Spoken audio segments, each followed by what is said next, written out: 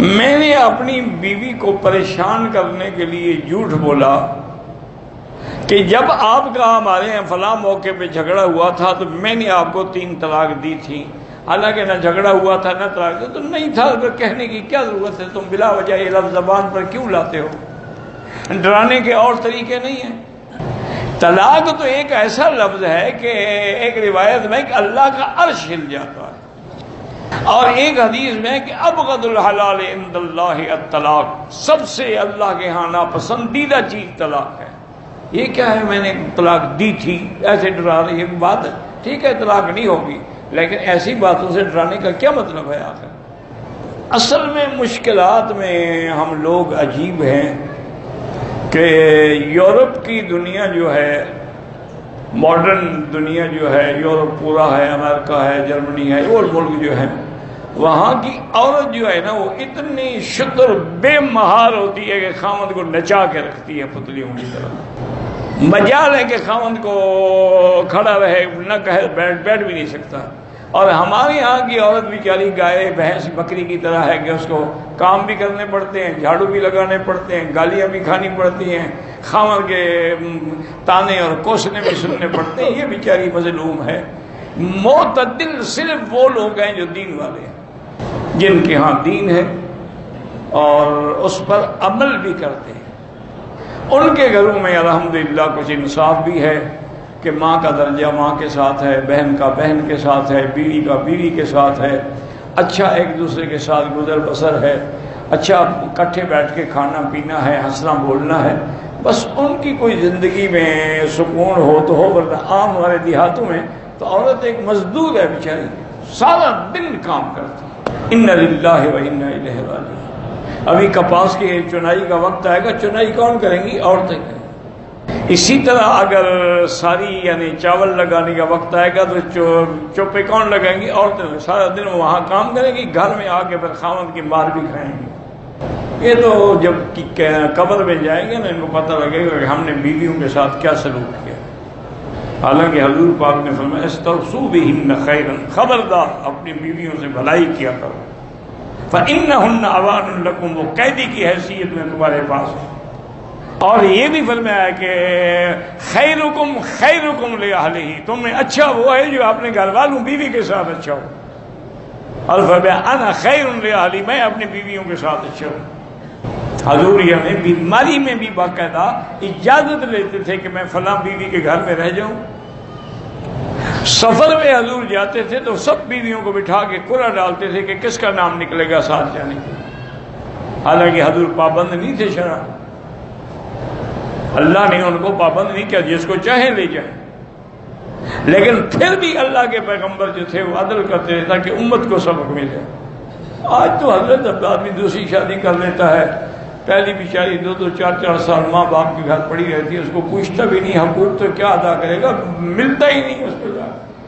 اس کا نتیجہ پتہ ہے کیا ہوگا؟ قیامت کے دن انشاءاللہ ایک سائیڈ جو ہے وہ فالج زدہ ہوگی، وہ فالج کے ساتھ کھڑا ہوگا تاکہ معاشر والے دیکھ لیں گے ان نے 2 بیویوں میں عدل نہیں کیا۔ زمزم کے پانی سے وضو جائز ہے، اگر اور پانی نہ ملے تو جائز ہے، اور ملے تو پھر بلا وجہ کیوں کریں؟ اگر کسی نے قسم کھائی کہ میں آپ کے ساتھ نہیں بولوں گا، وہ بولے مسلمان کے ساتھ نہ بولنا حرام ہے، تو 10 مسکینوں کو کھانا کھلاتے ہیں۔ ٹوپی پر کعبے کی تصویر و نماز تو ہو جاتی ہے، لیکن بہتر ہے کہ نہ ہو۔ ماں باپ اور بہن بھائیوں سے جنت میں ملاقات ہوگی، جنت میں کوئی سزا یافتہ ہے آپ کی ملاقات نہیں ہوگی؟ جنت نعمتوں کا نام ہے، ملاقات کیسے نہیں ہوگی؟ عقل کی بات ہے بنا۔ بھائی میرا بھائی مولانا فضل الرحمان صاحب ہوں یا مولانا طارق جمیل صاحب ہوں یا اور جتنے علماء ہیں، میں ان کا احترام کرتا ہوں، قدر کرتا ہوں، ان کے لیے دعائیں کرتا ہوں۔ باقی سیاسی معاملات تم جانو، تمہارا کام جانے۔ سنگاپور سے غلام جیلانی صاحب نے سلام کہا ہے، وعلیہ السلام ورحمۃ اللہ وبرکاتہ۔ اگر عورتوں کے لیے مسجد میں نماز تراویح پڑھنے کا انتظام ہے، جیسے یہاں مسجدوں میں باقاعدہ ان کا الگ حصہ ہے، باقاعدہ پردہ ہے، باقاعدہ انتظام ہے، وقت الگ، عورتیں الگ، تو وہ عورتیں بھی آگے تراویح پڑھ سکتی، لیکن افضل یہی ہوتا ہے کہ عورتیں اپنے گھر میں پڑھیں۔ ہم عورتوں نے جرابیں پہن کے عمرہ کیا تھا، کسی نے چمڑے کی ایڑھی پہن کے کیا تھا، کوئی دم نہیں، اور جراب پہن سکتی ہے، کوئی دم ہے ہی نہیں، آپ کو تو قیمت بتانے کی کیا ضرورت ہے۔ عمرے والوں کے لیے طواف ودا ہوتا ہی نہیں ہے۔ احرام کی حالت میں کان میں خارش ہوئی تو میں نے ایسے نکالا تو اندر سے کوئی یعنی مٹی یا کوئی میل بھی نکلی، کچھ نہیں ہوتا۔ میں نے طواف کیا، صفا مروہ بھی دوڑا، بال تھوڑے کاٹے، لیکن ایک دن گزرنے کے بعد پھر پورے کٹوا دیے۔ انشاءاللہ دم نہیں ہوگی، لیکن آپ کو پہلے ہی پورے کٹوانے چاہیے۔ پہلے کسی نے بتایا نہیں ہوگا نا، بعد میں کسی نے سمجھایا ہوگا، بیچارے نے کٹا دیے۔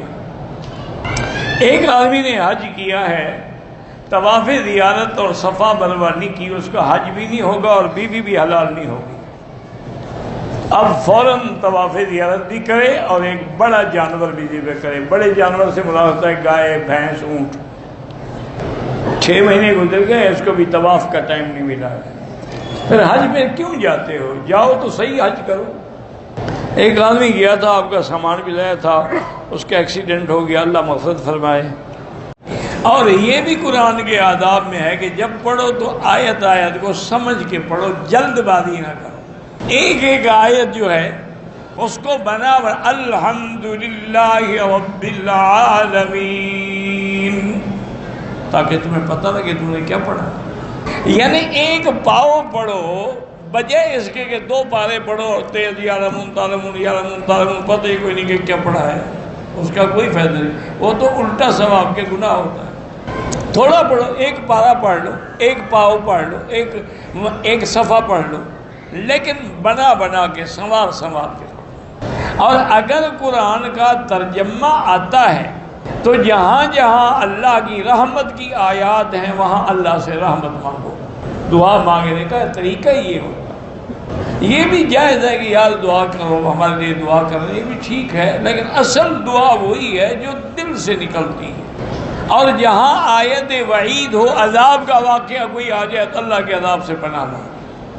اور پھر یہ بھی یقین رکھو کہ جب ہم قرآن پڑھ رہے ہیں اور جس مجلس میں، جس محفل میں درس ہو رہا ہے، قرآن پڑھا جا رہا ہے، تو حفتہم الملائکہ، اللہ کے ملائکہ اوپر سے آ کے کھڑے ہو جاتے چھتری بنا کر، وَنَزَلَتْ عَلَيْهِمُ السَّكِینَةُ، اللہ دلوں میں اطمینان اتارتا ہے، وَغَشِيَتْهُمُ الرَّحْمَةُ، اللہ کی رحمت ان کو ڈھانپ لیتی ہے۔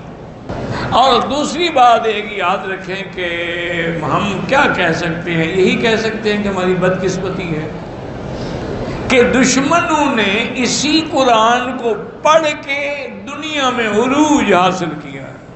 ان نے سب کچھ قرآن سے سیکھا ہے اور ہم نے قرآن کو پڑھ کے طویل لکھنا سیکھا۔